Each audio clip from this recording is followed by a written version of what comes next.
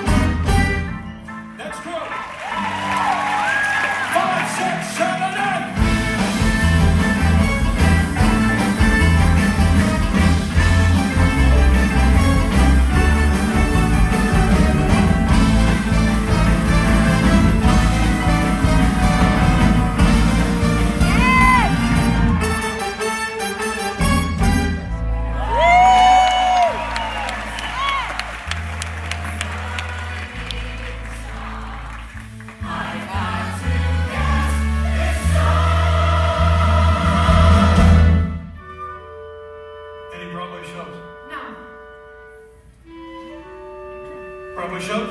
Touring company. Okay. I'm eliminating down now. When I call out your name, please form a line. Girls first. Number 2. Number 9. Number 10. Number 23, Judy Turner. Number 37. 149. 152. 179.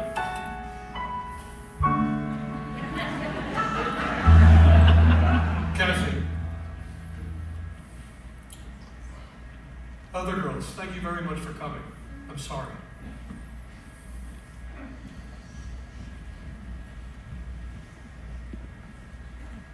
Boys, number 5.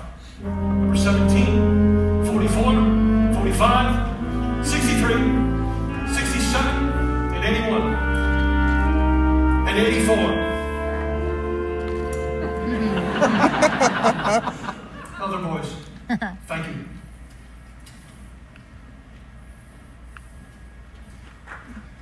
Larry?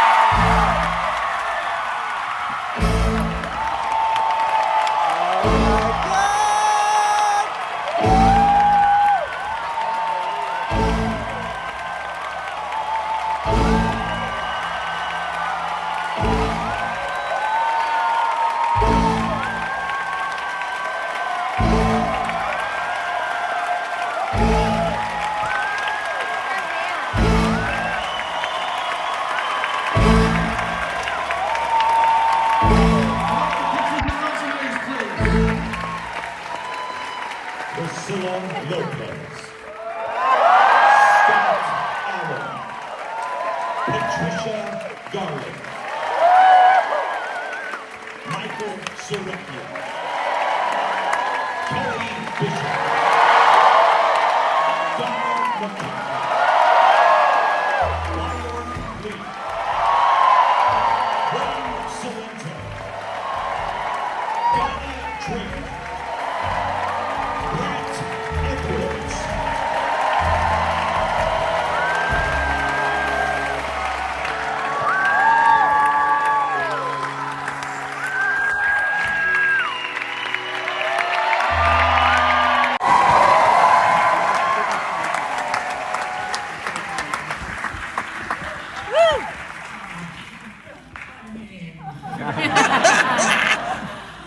Welcome to the 50th anniversary.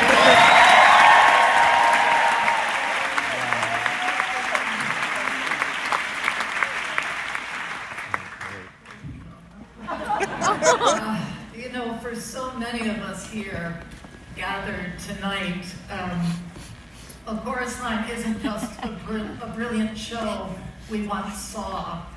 It's a brilliant show we were blessed to be in.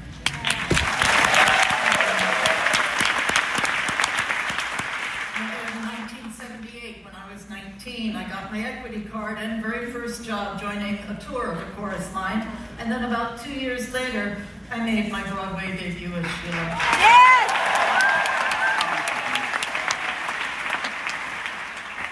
If you were to ask any of us, any one of us who performed in the show what it was like or what it meant to us as dancers, we'd be hard-pressed to adequately express the profundity of our emotions and, frankly, the existential validation that A Chorus Line gave us. In 1975, for the first time, dancers were given a voice. And our lives were seen and heard. In A Chorus Line, the dancing ensemble became the main characters, the stars of our own show. A show which tried to answer a question essential to all artists. Why do we do it? A Chorus Line is the genius, groundbreaking work of director and choreographer Michael Bennett.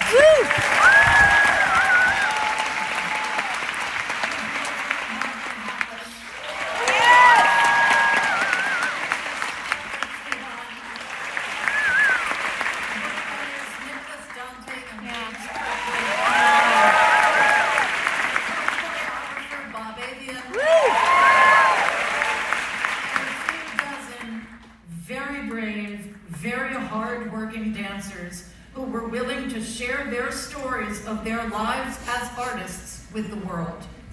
Tonight, we'll hear from some of those original artists. Some Broadway favorites will perform these beloved songs, and we'll see a new generation of dancers give life to Michael Bennett and Bob Avian's iconic choreography. Now, the funds raised tonight will go directly to the Entertainment Community Fund in support of the Dancers Resource.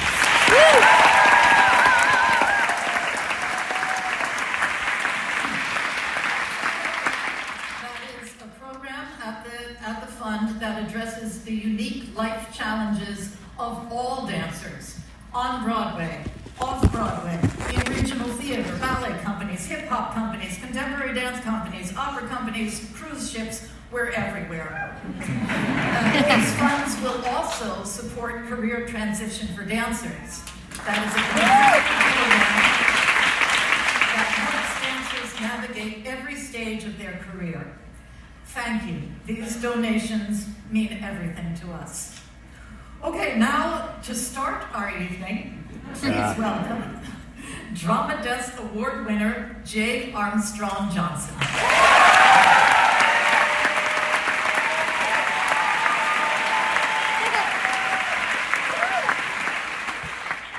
Backstage is wild. Like every dancer who dreams of being on Broadway, God, I hope I get it, became a mantra of mine the second I heard those lyrics and danced those iconic steps as a teenager back home in Fort Worth, Texas. The chorus line became one of my first professional roles when I got cast as Mark in a hometown production, and like Miss Newworth, also got my equity card. And people would often say, Mark, that's the I can do that guy, right? And I would say, no, that's Mike. Mark is the gonorrhea guy. So with my union card in my pocket and that credit on my resume, I got back to NYU as soon as possible and cut classes as often as possible to audition for the 2006 Broadway revival. After 2 years of auditioning, I finally landed the first national revival tour as Mark, and I never looked back since. Then 10 years later, almost exactly, I was offered to play Bobby in the chorus line at the New York City Center Gala production, which was a experience. So, to say a chorus line has been a constant in my life and career would be an understatement. Now, it is my honor to welcome tonight the dancer who originated the role of I Can Do That, Tony winner and 7-time Tony nominee, Mr. Wayne Sylvester.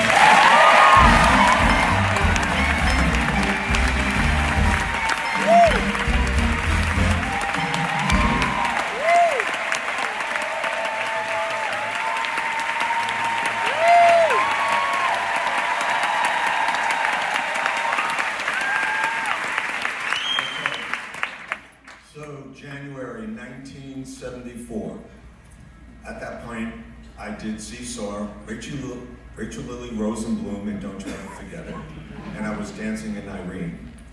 Rashawn Peacock and Tony Stevens were friends of mine, colleagues. We were like partners to crime, and we were like dancing in classes, doing industrials, doing everything.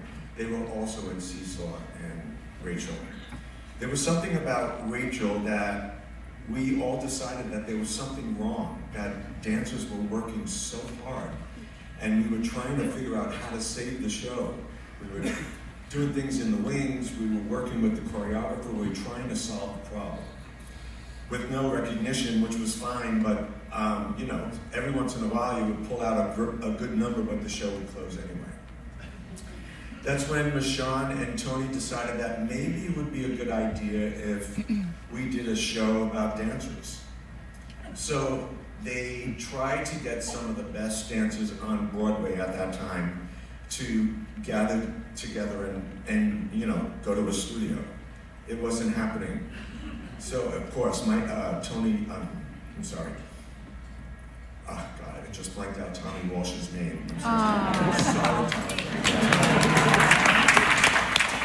Yeah, it's too emotional. Tommy Walsh and I got on the phone and said, do you want to go? I said, I don't want to go. Do you want to go? No, why should we go? Do you want to really go? I mean, Michael maybe. When we found out that Rashawn called Michael Bennett to be the front man, and we kind of called each other and said, we're going.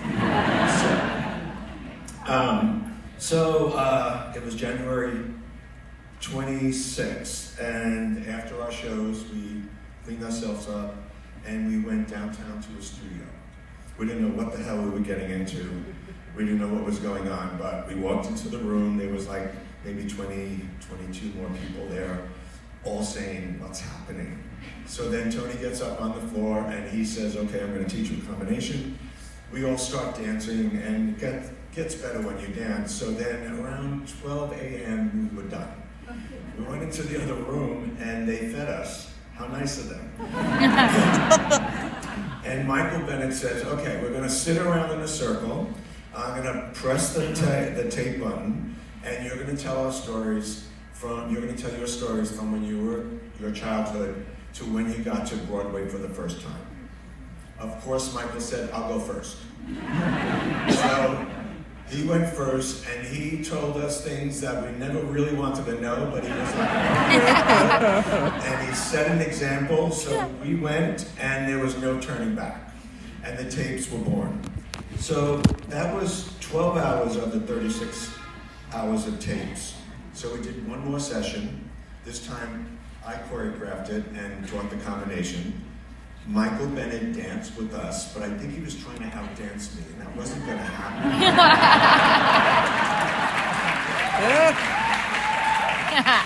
And they brought in some new dancers. So then, same routine. We sat around in a circle, but this time it was tapes from when we got to Broadway to where we were in our careers at that time. You know, those 36 hours of tapes was pretty much the Bible of a chorus line. There were monologues made, there were lyrics made for songs, and those stories were the heart and soul of the show. I need to do something, so give me a minute.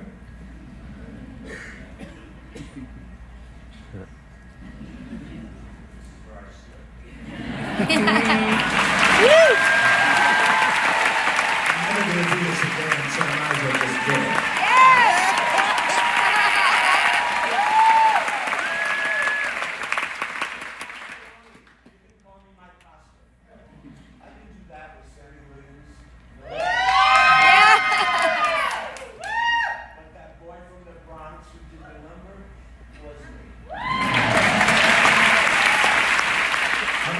The torch to the boys. I'm excited to see what they got, but I know I'm going to give them notes. Please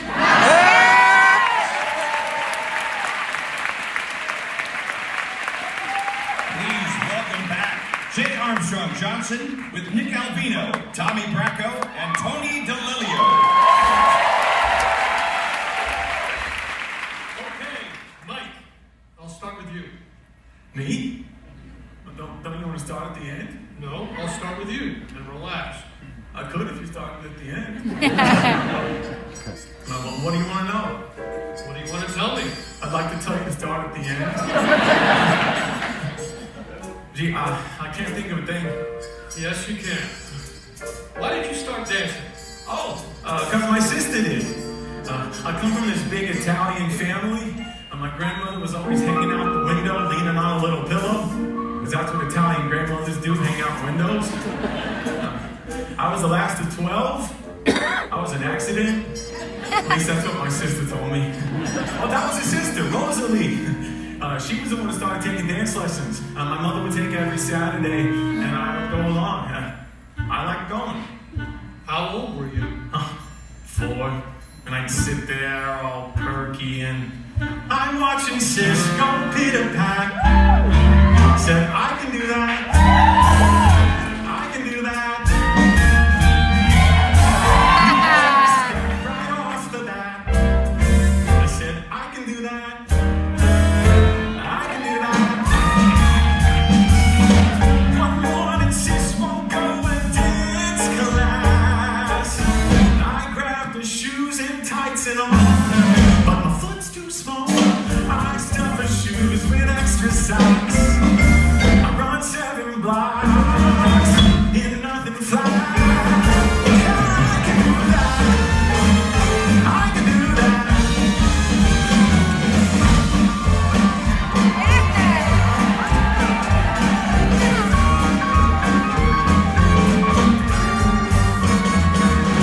I got the class and had it made, and so I stayed the rest of my life.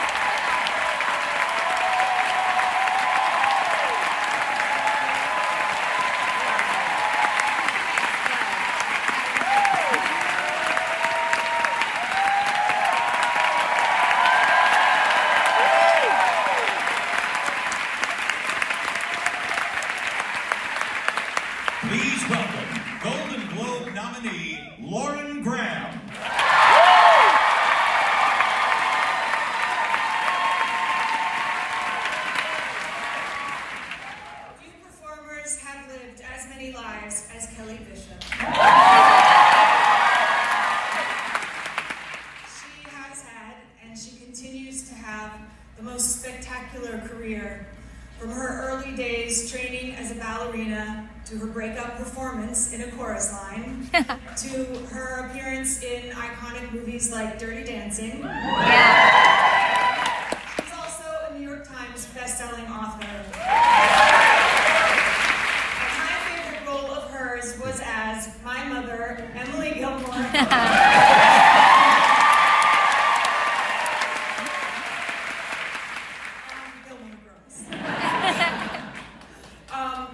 Kelly's one of the most disciplined performers I've ever met, which probably has to do with her training as a dancer, but she's also warm and funny and kind and a little bit spicy. And it has been the thrill of my lifetime to spend as many years as I have getting to watch her, and it is an honor to call her my friend. Please give a warm welcome to a hero of mine and a tour de force Tony winner, Kelly Bishop.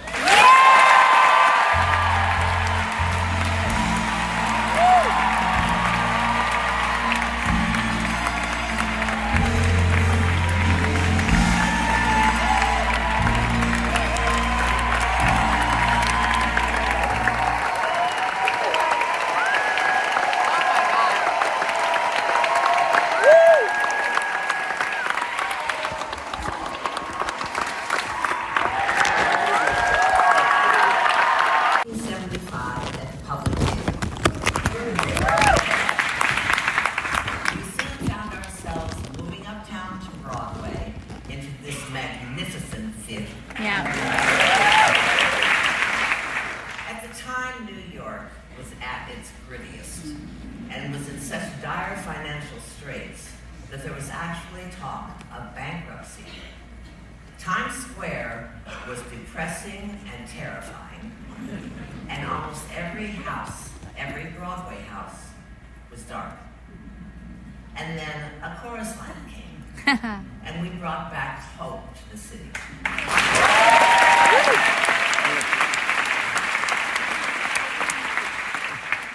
We played to sold-out houses while the limousines lined up out front, and we soon became known as the show that saved Broadway. Yes.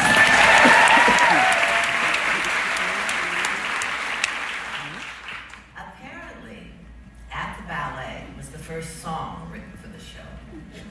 And for my money, it's the most beautiful. Yes. Sheila, tell me about your parents.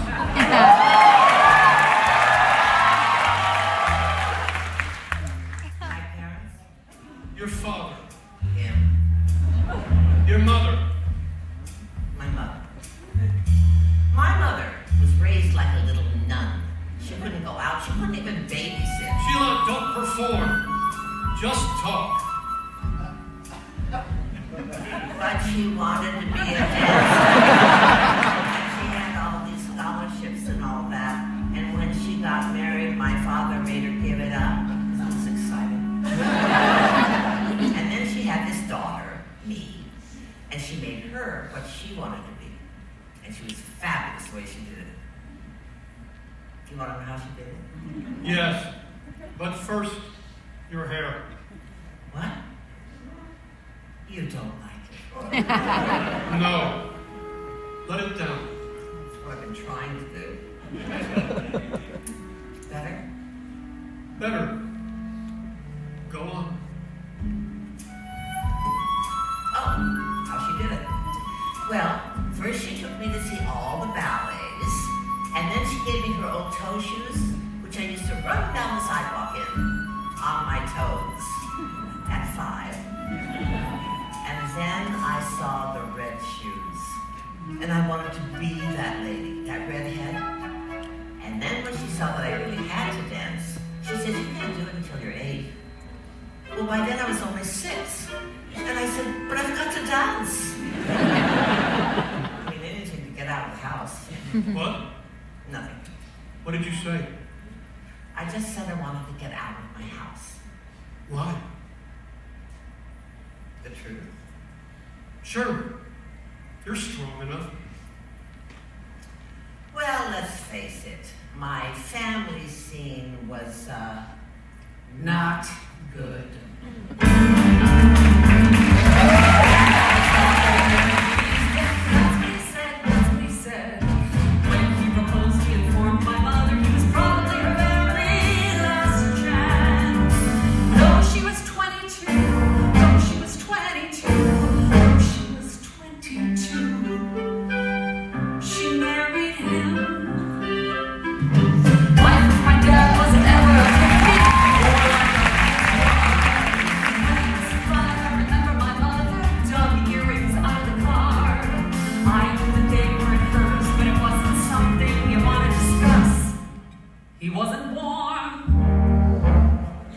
not to her. Well, not to us. Everything was beautiful at the ballet. Graceful men lift lovely girls in white. Yes, everything was beautiful at the ballet. I was happy at the ballet. That's when I started class. Up the steep and very narrow stairway.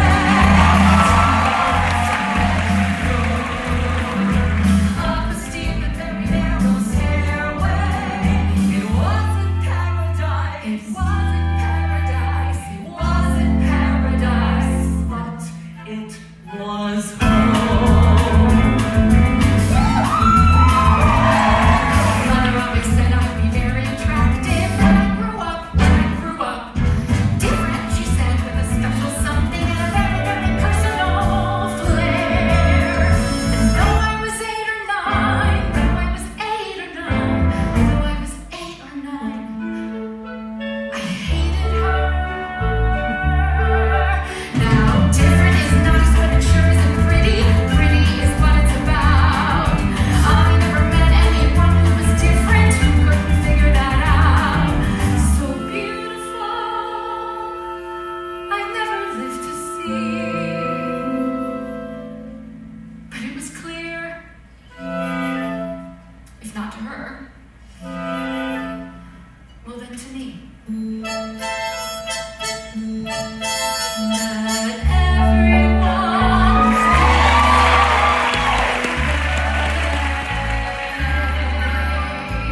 every prince has got to have his swan. Yes, everyone is beautiful at the ballet. I was pretty at the ballet. Up a steep and very narrow stairway to the voice like a metronome. Up a steep and very narrow stairway. It wasn't paradise. It wasn't paradise, but it was home.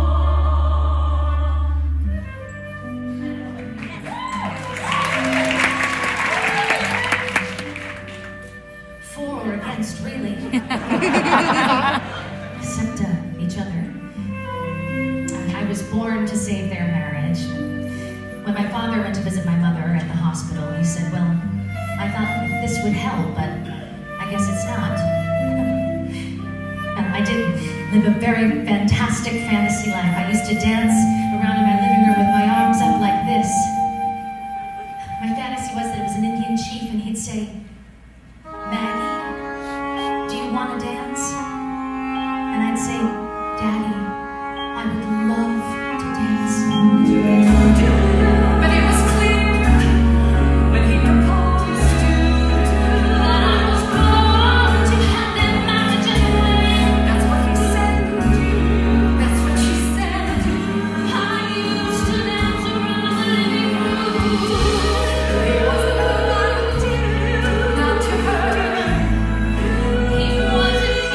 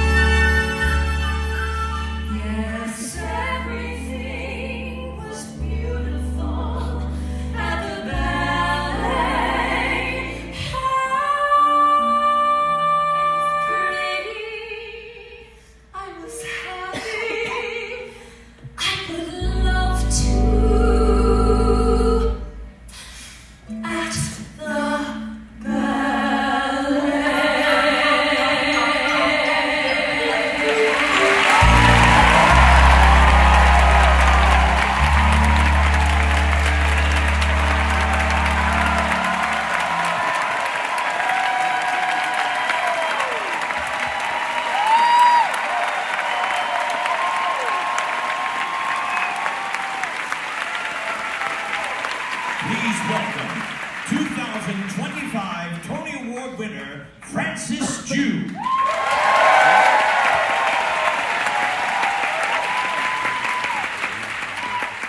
always wanted to be in at the ballet.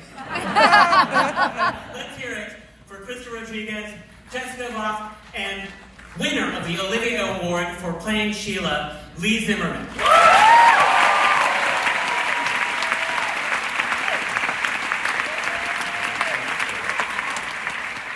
I think many of us here in this room know that tonight would not be possible without original cast member and steward of Michael Bennett's choreography, Bayor Lee.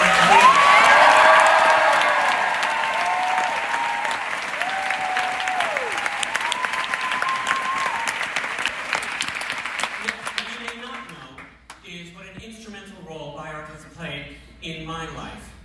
It can't be overstated how formative it was for me to see a brilliant Asian American artist being celebrated on Broadway in one of the most impactful shows of any generation.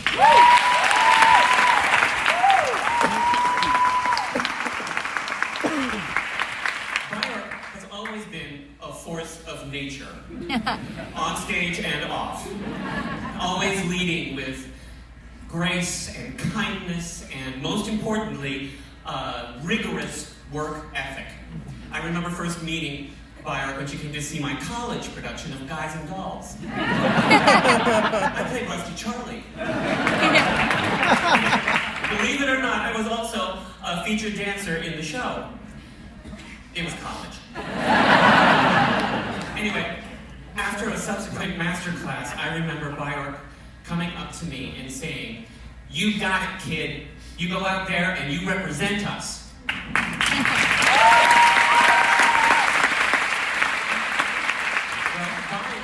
Has been representing for decades. It has been a privilege to support her nonprofit theater company, the National Asian Artists Project. It showcases Asian American theater talent through performance, outreach, and education. Bayor has made an immeasurable contribution, not just to the legacy of a chorus line, but also to this industry and to our entire community. Please welcome the recipient of the 2017 Isabel Stevenson Tony Award-winning Bayor Lee.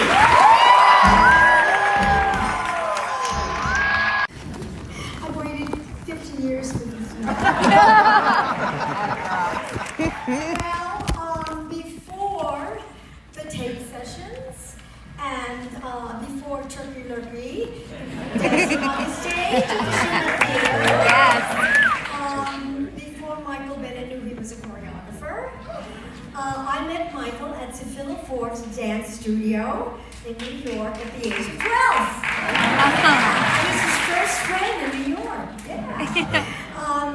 I became his Michael Bennett dancer, and then a Michael Bennett dance captain, and a Michael Bennett assistant, and then Michael Bennett's associate. So I worked my way up. I didn't get this job because I was cute. I could run fast enough and dance faster than anybody else. Anyway, one day backstage after opening night, Michael grabbed me and said, "Wyatt, come here." And I said, "Oh, no, sir." He said, "No, you're going to take this around the world." And I went, "Ah, ha, ha, ha." 50 years later. I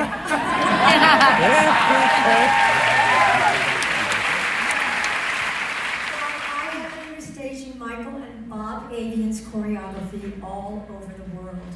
And I'm so honored to do their job, to do it for you. Okay, and so because a dancer's story is resonated in any language. Thinking back at our first run-through that ran 4 hours, nobody wanted to give up their monologue. Michael and Mark this thing called a montage, where most of the characters are put together. And so we're going to do a montage tonight. And Roberto Fasci and J. Elaine Marcos are featured in the first montage.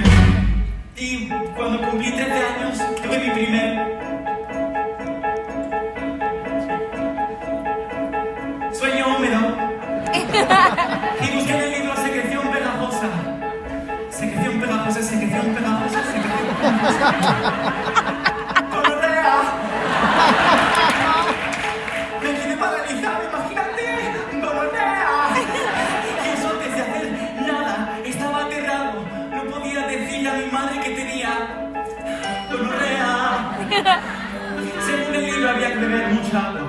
Is that all the book said? No, también que tomara penicilina o estrepto, no sé qué, pero no podía hacer nada, no sé que se lo contara a alguien. Tan solo tenía a mano el agua y a diario 4 litros tomé. Así durante 3 semanas, por poco me ahogo. Hasta que por fin fui a confesión y le conté al cura que tenía gonorrea. Él también se quedó a cuadros. ¿Cuánto has pecado en el Con nadie. Y entonces, ¿por qué? Gonorrea. Y le conté lo del diagnóstico de secreciones pegajosas y me lo explicó todo. Es la única vez que la iglesia me ha servido para algo. Bueno, yo era...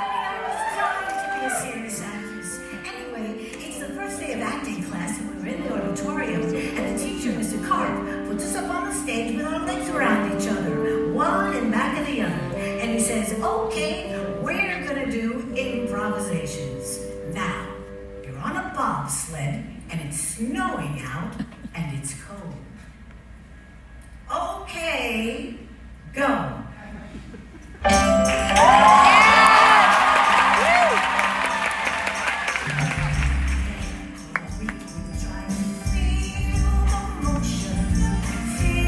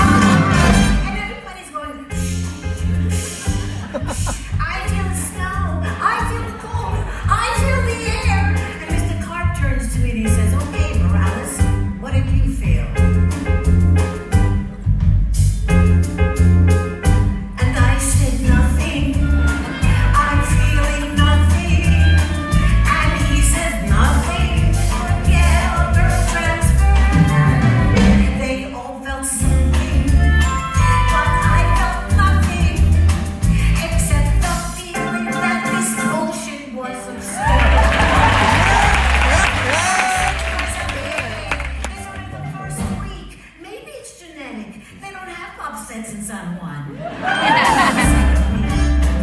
a canopy, a table, me, a sports car, ice cream cone.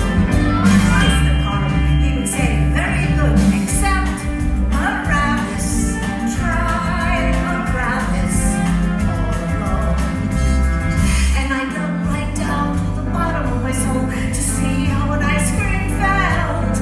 As I dug right down to the bottom of my soul, and I tried to melt. The kids yelled nothing. They told me nothing. And Carl allowed it, which really makes me burn. They were so helpful. They called me hopeless until I really knew nowhere else to turn. And Carl kept saying, Morales, I think you should transfer to Girls High. You'll never be an actress, never. Jesus Christ. Went to church, bring Santa Maria, send me guidance, send me guidance on my knees. Went to church, bring Santa Maria, help me feel it, help me feel it, please. And the voice from down, bottom of my soul came up to the top of my head. And the voice from down at the bottom of my soul, here is God, and said, this man is nothing, this chorus is nothing. Something will find a better class, and when you find one, you'll be an actress. I assure you that's finally came to pass. 6 months later, I heard that Clark had died, and I dug right down to the bottom of my soul and cried, 'cause I felt nothing.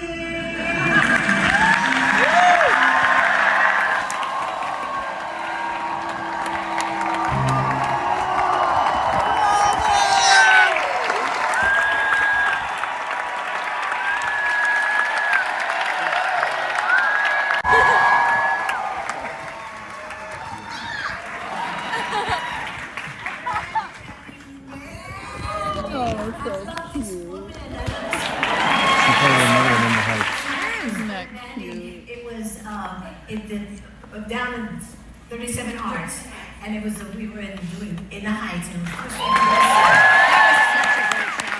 she came jumping over the seats like this. She looked like one of those big dogs with the long legs. And she finally got to me and she said, I knew when I saw the Z at the end of your name that I could make it.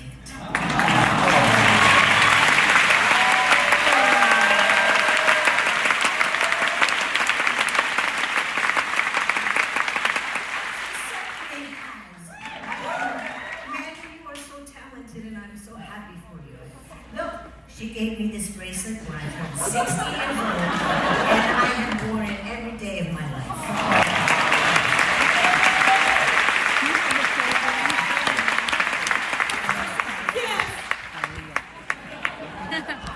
Oh, Pete, I love you so much. To watch you up here, to sing that song, it made me so proud. And I'm just so grateful that everyone could see that and how proud I am of you. As a young Latina, I was constantly, that loved musical theater, I was constantly looking for names and people that looked like me. And when I opened up the chorus line, liner in the album, and I saw Priscilla Lopez, you'll never know how much that meant to me in my life.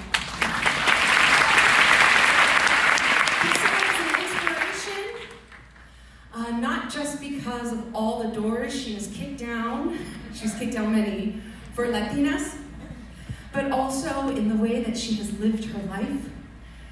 She is an incredible person, she's a mother, she's a wife, and a grandmother.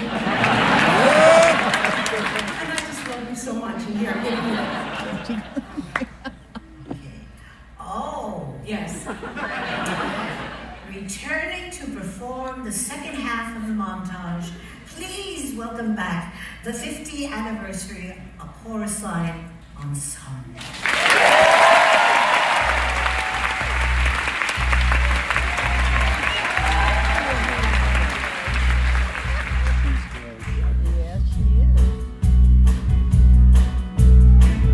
Thank you.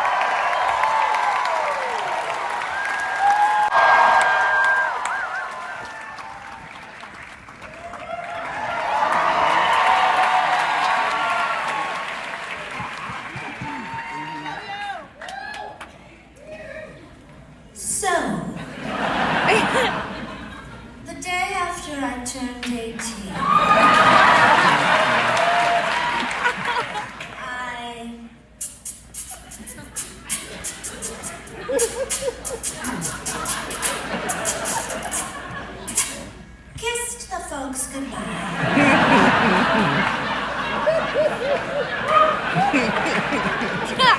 Got on a Trailways bus and headed for the big bad apple. 'Cause I wanted to be a rocket. Oh, yeah. Let's get one thing straight. See, I never heard about the red shoes. I never saw the red shoes. I didn't give a fuck about the red shoes. I also swiped my dance card once after an audition. And on a scale of 10, they gave me, for dance, 10. For looks, 3. Well, dance 10 looks 3. I'm still on unemployment, dancing for my own enjoyment. That ain't it, kid. That ain't it, kid. Dance 10 looks 3. It was like today. Left the theater and caught this actor for my appointment to ride. Tits and ass. Oh, a simple fancy fair. Tightened up the derriere. Get the nose with it, all that goes with it. Tits and ass. And the big dumb body. Suddenly I'm getting national too. Tits and ass won't get you jobs. Let's get on. Didn't cost a fortune either. Didn't hurt my sex life either. Flat and sassy. I would get the strays and losers. Beggars really can't be choosers. That ain't it, kid. That ain't it, kid. Fixed the chassis. How do you do? Life turned into an endless medley of gee, it had to be you. Why? Tits and ass. Where the cupboard once was bare. Now you knock and someone's there. You have got it hang top to bottom hair. It's the gas. Just a dash of silicone. Shaking in my rockers and your mind. Tits and ass can change your life. They sure change mine.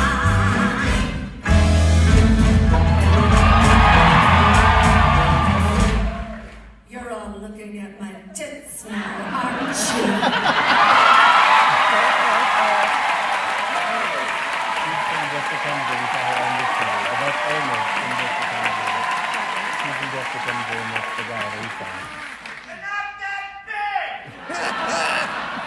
I heard that, you bitch! Coming all down. Honey, take my word. Grab a cab, come on. See the wizard on Park and 73rd. For tits and ass.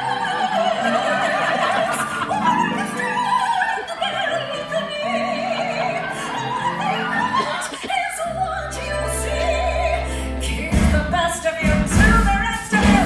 It's a class. I have never seen it fail. Debutante or chorus girl. Tits and ass. Yes, tits and ass.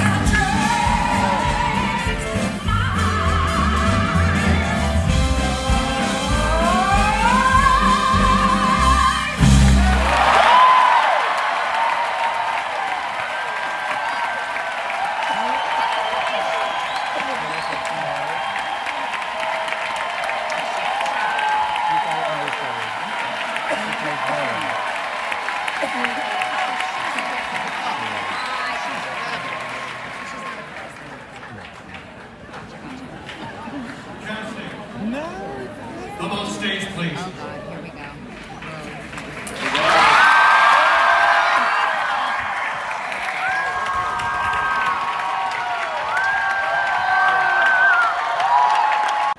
This audition is really interesting, isn't it? What are you doing here? What do you think? I need a job. In the chorus? Oh, back. I'd love a part, of course, but I'll take what I can get. You're too good for the chorus, Cassie. Too good. I did a couple of dance parts, so what? You were featured. You stopped 2 shows cold. Your career was going fine here in New Get a York. job, Zach. God, you sound like all my friends, my fans, acting like I'm a star and don't know it. When the truth is, I never even came close, and nobody has the guts to tell me. Well, it would be nice to be a star, but I'm not. I'm a dancer. Give me somebody to dance for. Give me somebody to show. Let me wake up in the morning to find I have somewhere exciting to go. To have something that I can believe in. To have someone to be. Use me, choose me. God, I'm a dancer dances. Give me somebody to dance with. Give me a place to fit in. Help me return to a world of the living by showing me how to begin.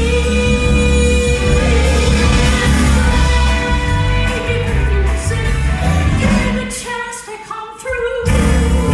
All I ever needed was the music and the mirror and the chance to dance.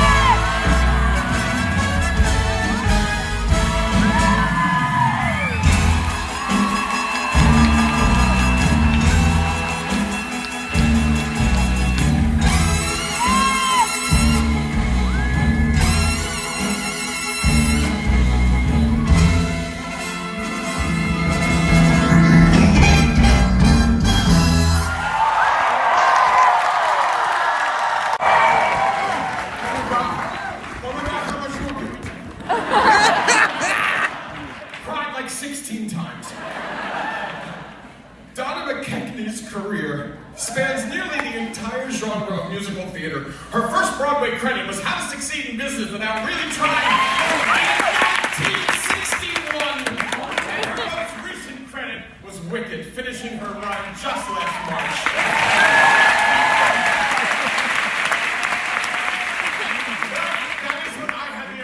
Fortune of sharing the stage with her and watching her show them kids how it is done. Yeah. Never in my life did I think I would be castmates with the legendary Donna McKechnie. A chorus line shaped my life in so many ways, like it shaped so many here. As a kid, I knew every note, every beat. I wore out that album, as we used to say.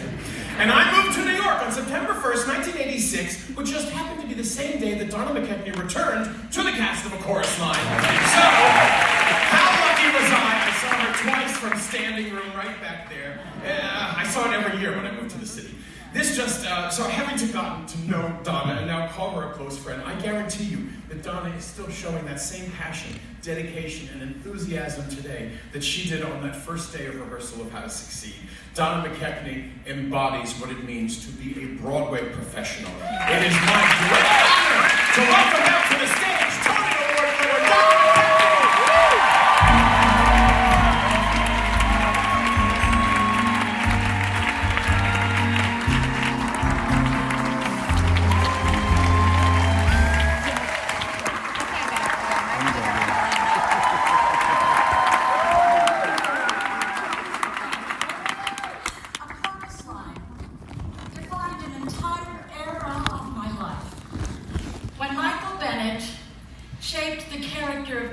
Around me.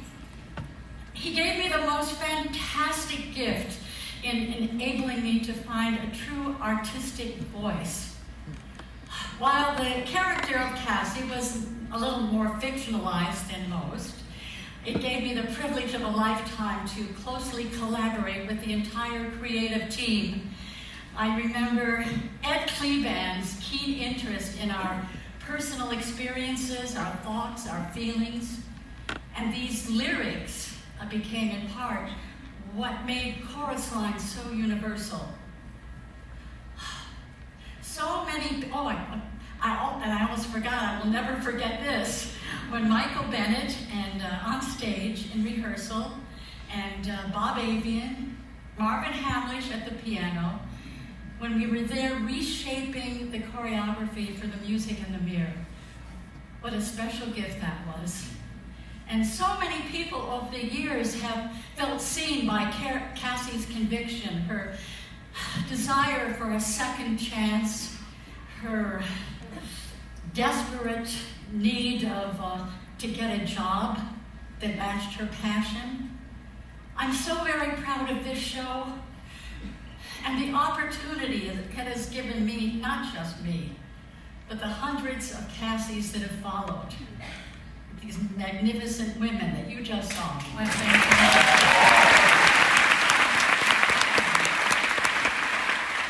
this next performance, we go inside the mind of a dancer. We get a glimpse of the meticulous technical monologue that runs inside a dancer's brain all the while making the steps look effortless. Here we go, Dan.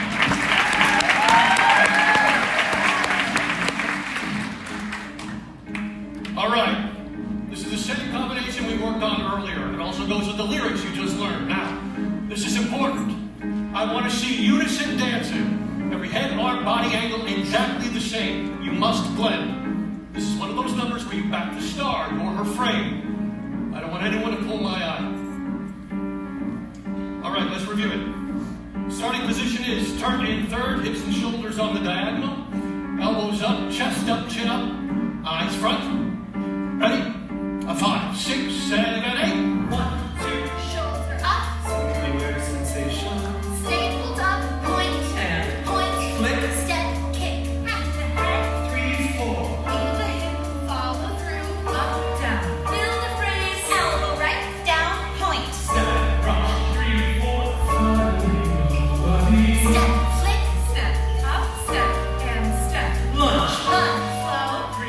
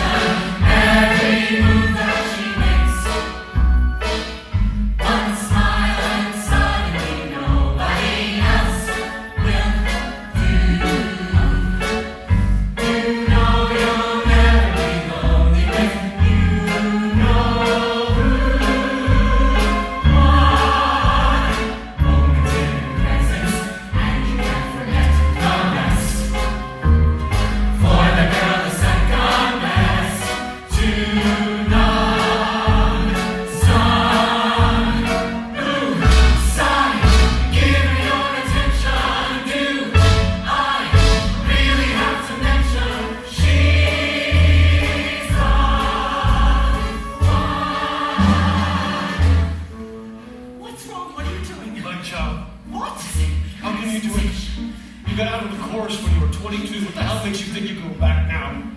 Sanity. Cassie! You can't do it. But I did it. I did what you wanted. I pulled it. I pulled it. I danced like everybody else. I know you did. To be perfectly honest, I couldn't stand it. You know that's your problem. Why? Because you took me out of the chorus in the first place? Does that make you feel like some kind of a failure? Why did you leave? Oh, so we are going to get into that. Why did you leave me? I came home one night and you were gone. Left. You had already left me weeks before. Left? I thought we were living together. No, sharing the same apartment, maybe. No, I mean left for the rest of you left. So you were madly in love again. I wasn't. You know I wasn't. I was directing my first play. And you were in love with it and offering the only world that means anything to you. Cassie, you know how much that means to me. Christ, if I could direct a straight play and pull it off, it meant I wasn't going to be stuck just making up dance steps the rest of my life. You were never going to be stuck. You were going to make sure you did it all. Direct. Musicals. I knew you loved work, Zach, but you really get off on it, don't you? Yeah, I guess I do. You didn't seem to mind it when we were working together. It was only when we weren't working together. I didn't mind that being a part of your work. I loved you. I could have handled that. It was not being able to be a part of your life that got to me. And not being able to keep up with you. Because that's what you expected. I know you did. You were moving up, and you wanted me to be right up there with you. Well, I was a good dancer, but you wanted me to be a star. What's wrong with that? Why shouldn't you be? Why shouldn't you be the best you could be? When I got out of the chorus, I decided that I would never go back to something. That's a disease! God! Good, better, best, I hate it! How can you stand it? Are you gonna go from one show to the next, rehearsing the last 24 hours a day for the rest of your life? You know, you're not even doing it for yourself. You're trying to prove something. Like I was. Because I was doing it for you. I was doing it to please you, to keep you, to get you back.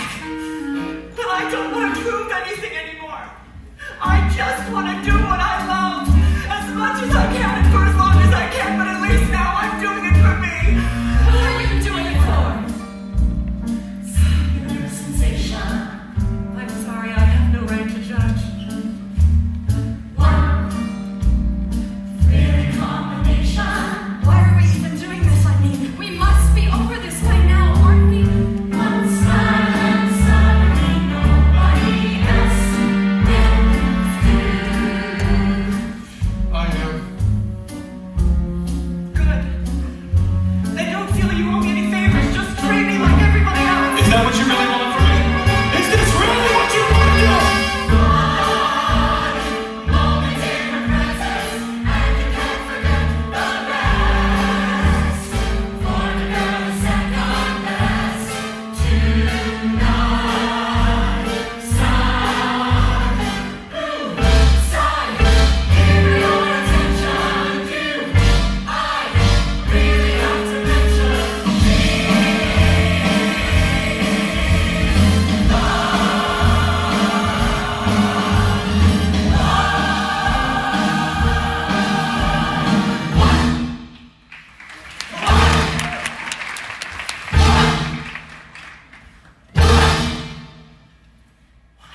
Yes, I would be proud to be one of them. They're wonderful. But you're special. No, we're all special. He's special, and she's special, and Sheila, and Richie, and Connie, they're all special. I would be happy to be dancing and not lying. Yes, I would. And I'll take chorus if you'll take me.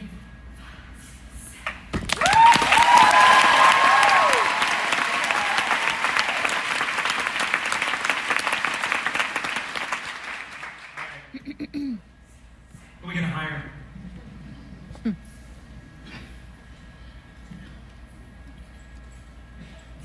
I don't know. Please welcome to the stage Academy Award winner Ariana DeBose.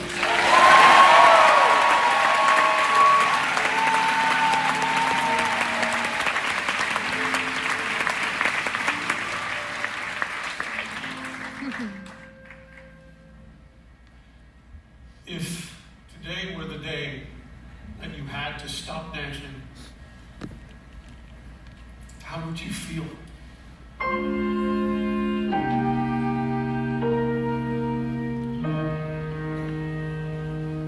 Kiss today goodbye.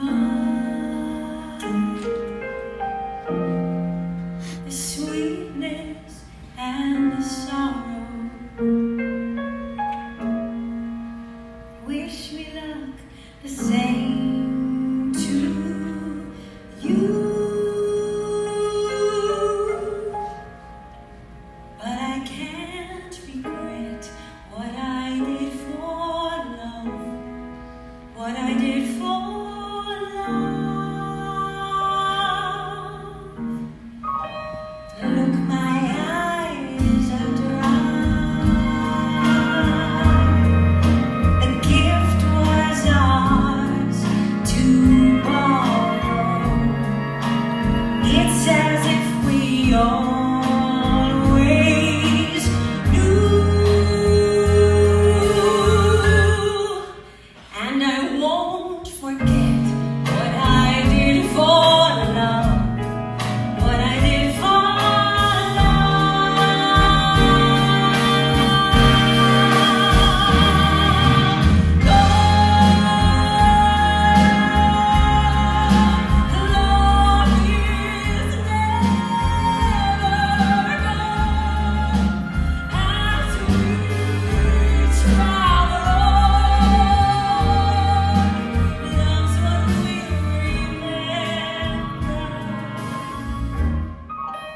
kiss today goodbye and point to me toward tomorrow. We did what we had to do. Won't forget, can't regret what I did for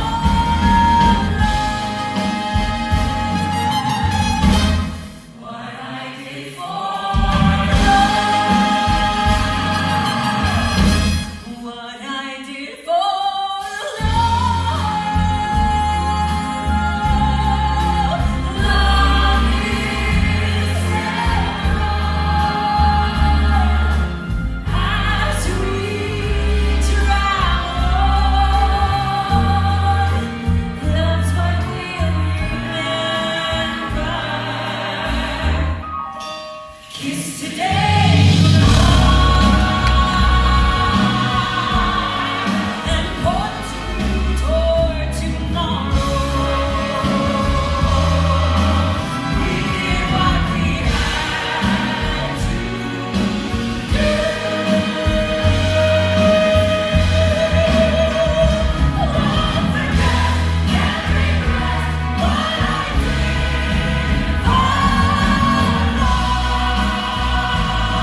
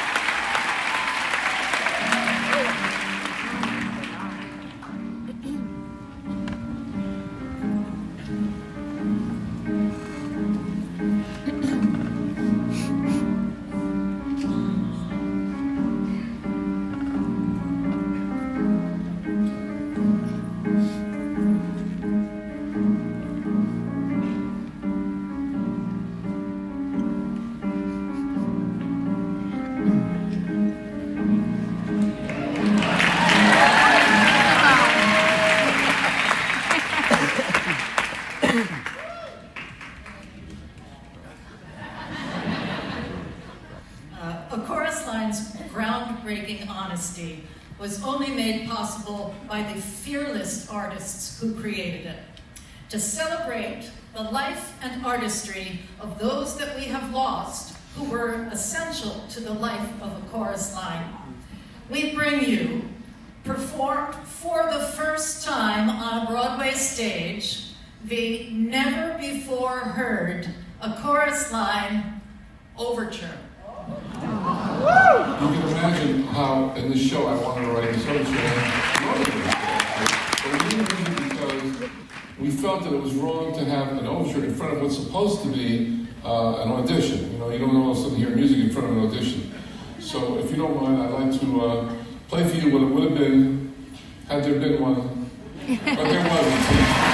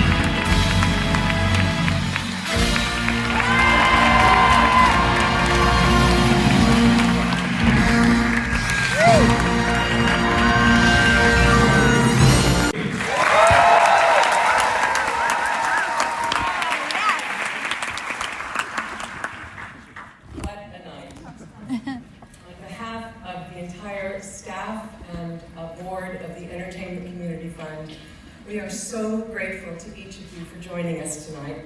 The proceeds, as you know, of your ticket purchases go directly, and the donations go directly to the physical and mental health of exactly the community that the Chorus Line celebrates, professional dancers.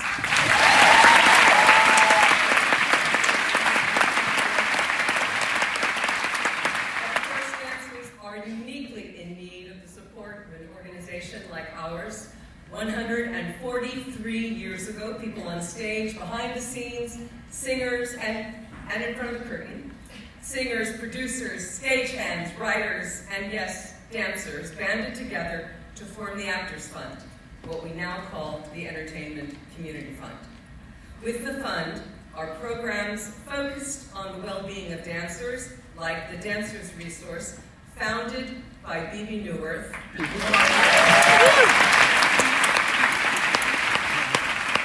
career transitions for dancers started from funding from the National Endowment for the Arts, within which lives the Alex Dubé Scholarships. And the supporting role of the fund can be seen in the lives of dancers living at our seniors' residence in New Jersey, in our affordable housing residences, in New York City and Los Angeles. And when they need financial support during a hard time or help in sustaining health care, dancers turn to us for help. The stories of Chorus Line, stories of passion for dance, highlight the human spirit and the importance of perseverance. It has been such a joy to see our community come together to put on this celebration, led with enormous heart by the incredible producing team of Christopher Kettner and Hunter Regis.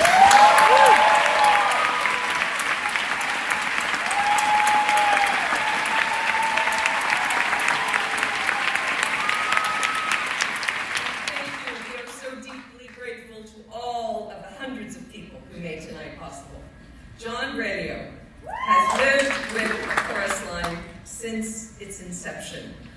And he's backstage, he's about to come on, but I'll tell you, there's nobody more excited than he was tonight and singing along backstage. And he's been there since the beginning, since the very inception. Michael Bennett, attorney and friend. John has also served as producer of a Chorus Line Productions for the past 40 years, working closely with Bjork Lee throughout the world. Quite simply, John was entrusted by Michael to protect the integrity of the show, and he has passionately nurtured Michael's legacy. And his passion for Michael is reflected in this passion for the fund's good work, for which he received our Medal of Honor in 2007. Please welcome John Rennie.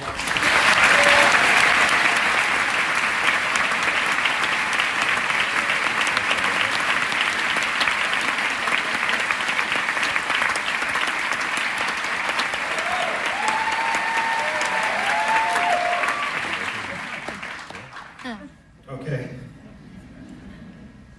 let's talk. You know, Michael's been gone 40 years, and we lost Bob Avian, about 3 years ago. And every time Bob and I were doing a production without Michael, we'd always say, if we had a problem, what would Michael do? And then we think about it and say, well, maybe he heard us. So I was thinking tonight, what would Michael say tonight? He'd say, Bjork.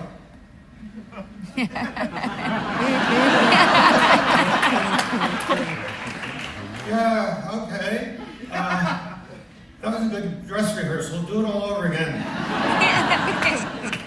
I mean, Michael was the ultimate perfectionist. But of course, what Bjork has done tonight has been absolutely extraordinary.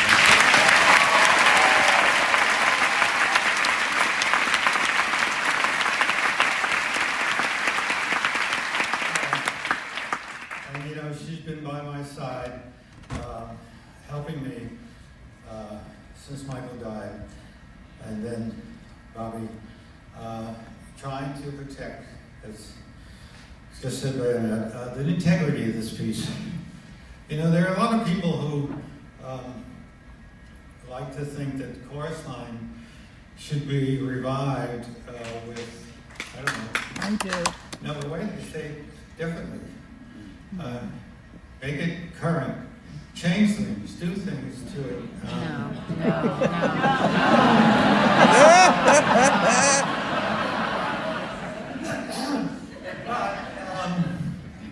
Michael tried to do it. In I think it was about 1981 or something. He went to a road company and he started fiddling with it. He took a line here, did this whatever. And after about 2 weeks, he said, forget it, I can't change it. Good. I can't do that. It's like taking, a magnificent piece of, I don't know, silk or something, and taking one thread out. Can't do it. So, I don't know what will happen in the future. It's 50 years. I think it'll continue forever.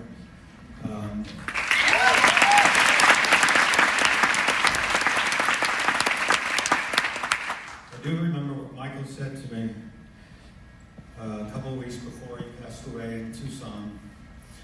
We were talking, and I said, well, what would you want me to go back and tell the cast, still running on Broadway, of course, whatever. He said, just say no show runs forever. Show had been running by then about, I guess, 7 or 8 years.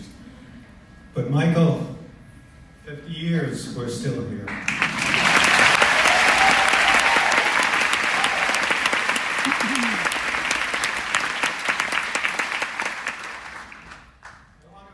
Say a word about the Actors Fund.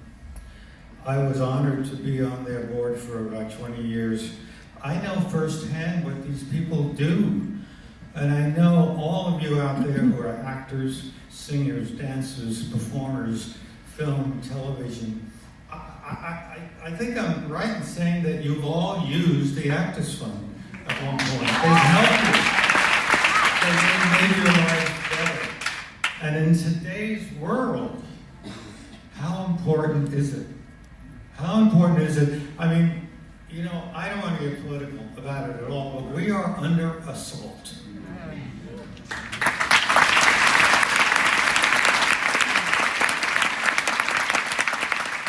Look what's happening to NPR. And look what's happening to PBS.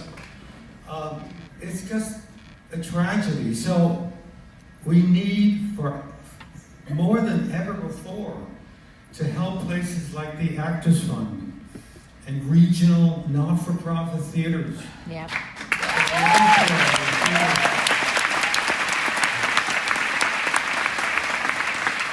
The kids that we help at Theater Development Fund, they can't afford $1,500 for a seat on Broadway. So we have to support these organizations. Please, I'm talking to the converted because I know all you people down here, you pay through the nose. That's okay, good. Thank you. It's fun. I'm told that I think we raised more than $1 million.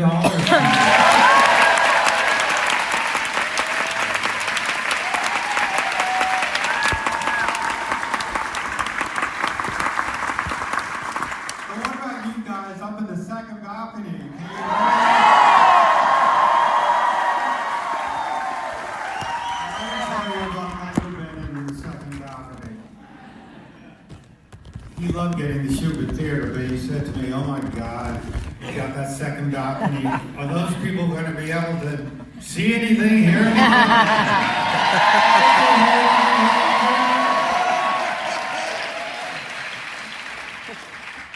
So it's for you as much as for anybody else. Michael Bennett gave an interview with Gene Shalit, which is on Facebook. I urge you to look at it, or YouTube, wherever the hell it is. And I just happened to see it 3 hours ago. Someone sent it to me. And Michael, he gives the most amazing interview. But the most important thing I want to tell you, he said, Chorus Line is about humanity. It's about all of us. We all are part of that humanity. And that's why I did it.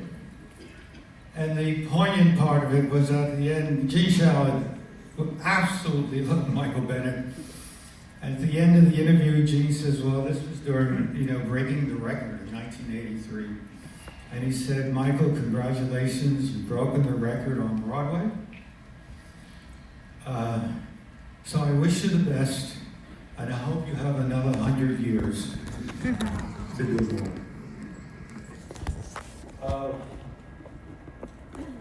just checking. I have so many people I'm grateful for to do this tonight. Of course, the Aptus Fund has benefited by it, but I have to give my thanks to so many people. There's Chris Kettner and Hunter Reagan.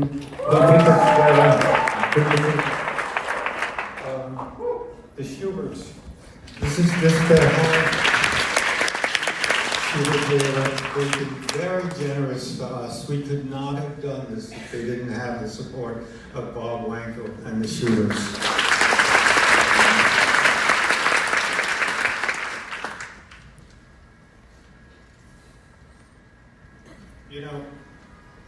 You know all this, so I'm not going to repeat. Everyone's told you we had the interviews, and they were wonderful, and then we put them on tapes and had that, and then Michael had all this information.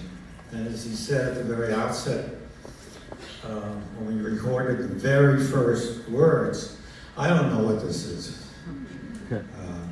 And he started having me look into a book publication, went to Hollywood, maybe it would be part of a film. He had no idea, but he did know it would be called A Chorus Line. And he had the interviews. He reached out to Nick Dante, who began the book. And then, of course, Jimmy came along and started writing. And then Michael reached out to California and got Marvin Hamlish a couple of dozen Oscars. and Marvin said, "What? What do you want me to do?" He said, "I don't know what I want you to do." But Marvin said, "Well, everybody tells me he's a wunderkind songwriter." And Michael got him together with Ed Kleban, the most brilliant lyricist of all time. And then the workshops. Michael knew there needed to be a workshop. He knew what it was. A lot of people didn't have any idea. No such thing as a workshop for a musical. But he needed money. He needed $100,000, so he went to the great Joe Papp. We really owe so much to Joe Papp from the Shakespeare Festival. Please give Joe up there applause.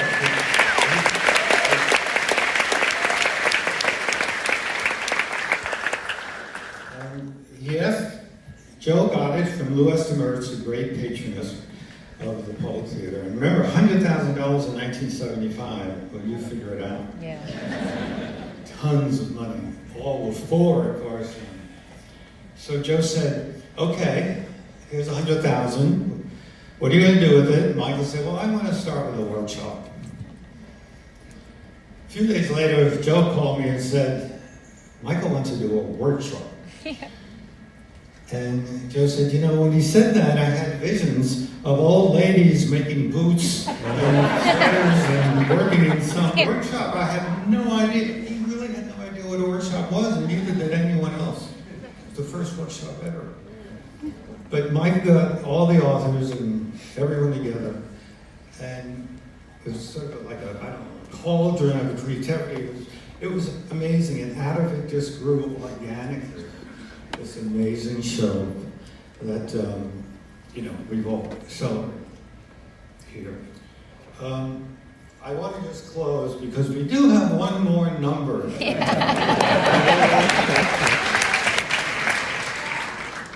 I'm not sure what it is, but all these people back here that are shimmering.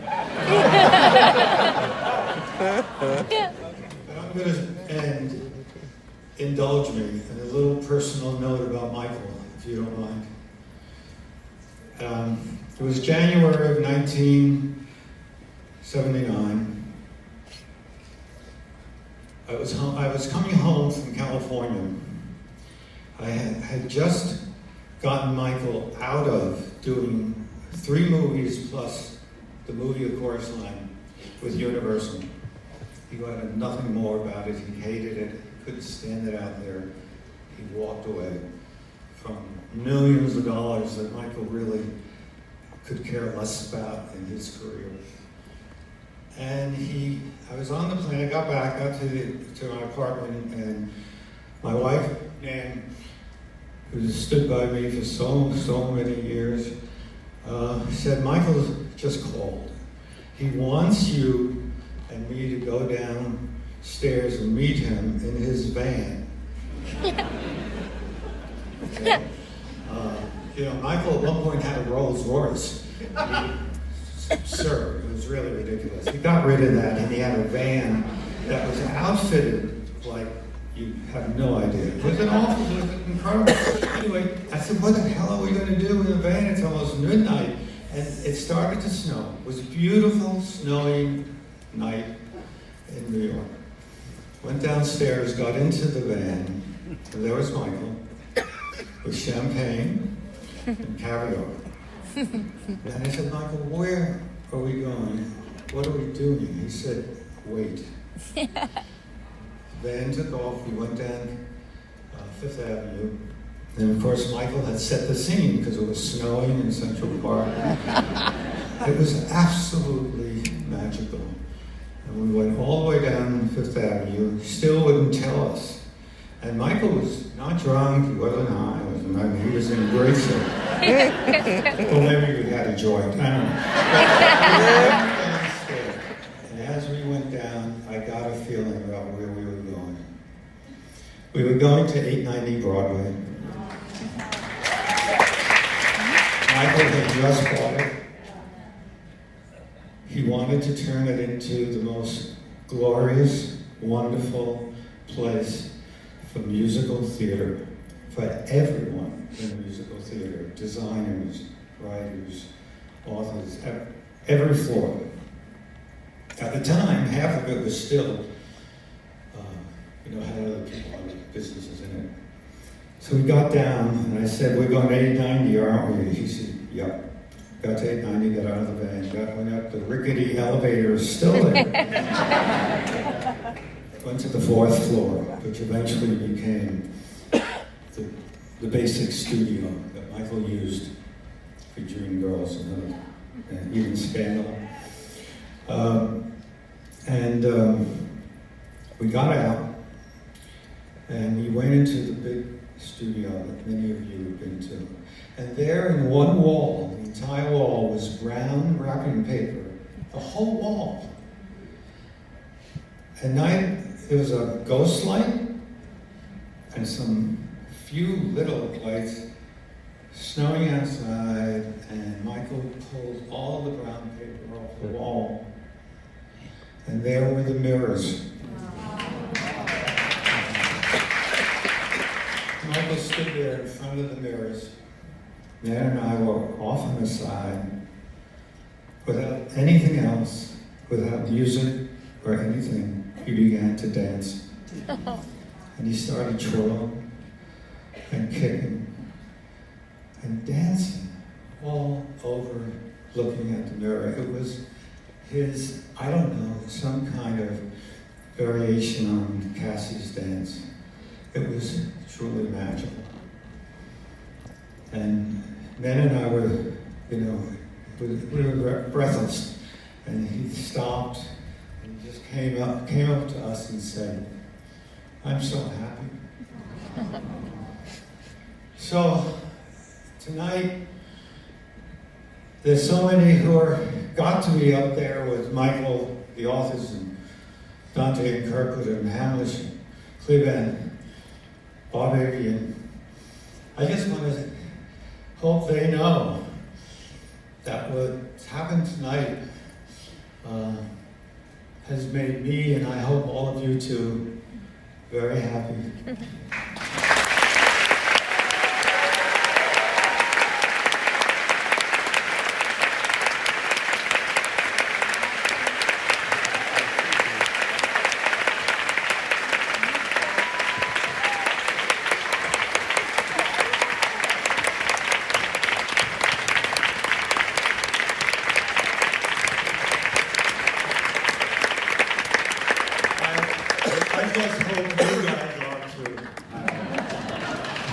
And happy birthday. I have to tell you a story, but I'll tell you later, but it's a good one.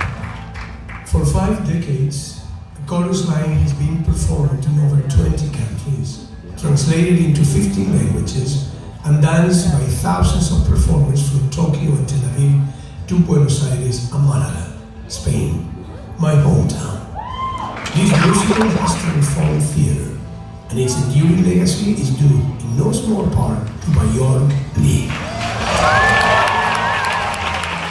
As we gave our stories to Michael Bennett, and he put it on the stage, and he put music with it, and he put lights with it, we never dreamed that it would last this long, and that it would come this far.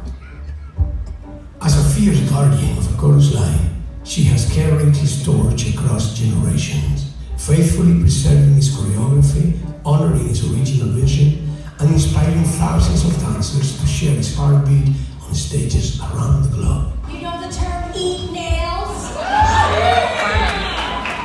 That's, doing this combination, you gotta really eat nails.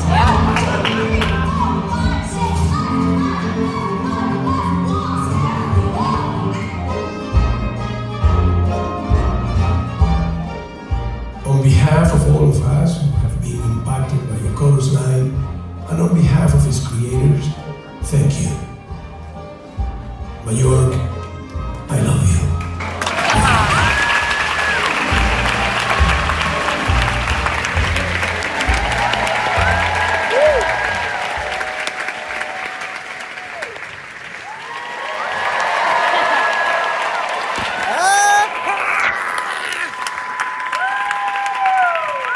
So emotional. I can't begin to put into words what this evening has meant to me. 50 years ago, almost to this day, my friend Michael Bennett entrusted me with the great honor and responsibility to carry forward the spirit of this monumental show. In 1975, we had no idea that a chorus line would go on to be an artistic lighthouse, not only for performers, but for anyone who understood the vulnerability required to put yourself and your heart and soul into pursuing your passion. And that's what this is all about. Our passion, what we did for love, our anthem.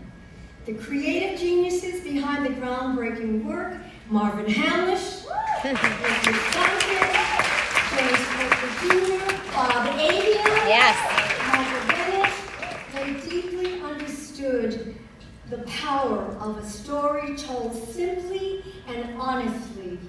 I don't think it's an exaggeration to say that a chorus line changed musical theater forever. Tonight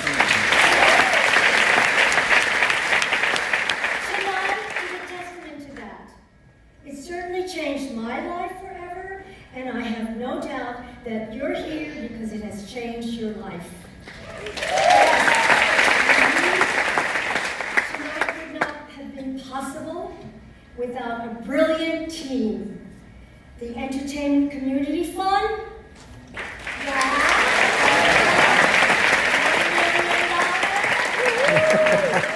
Christopher Kettner,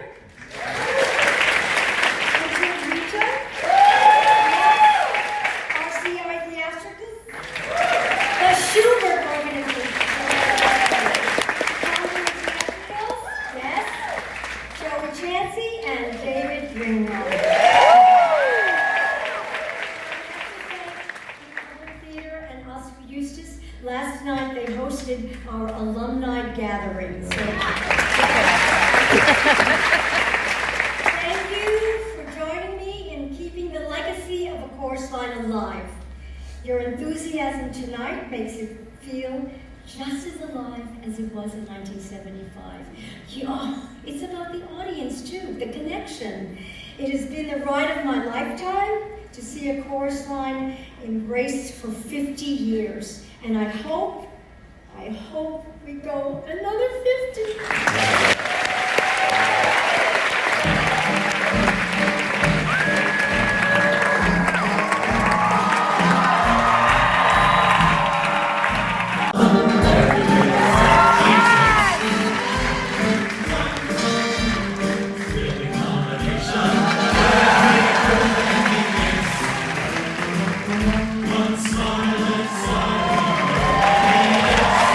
One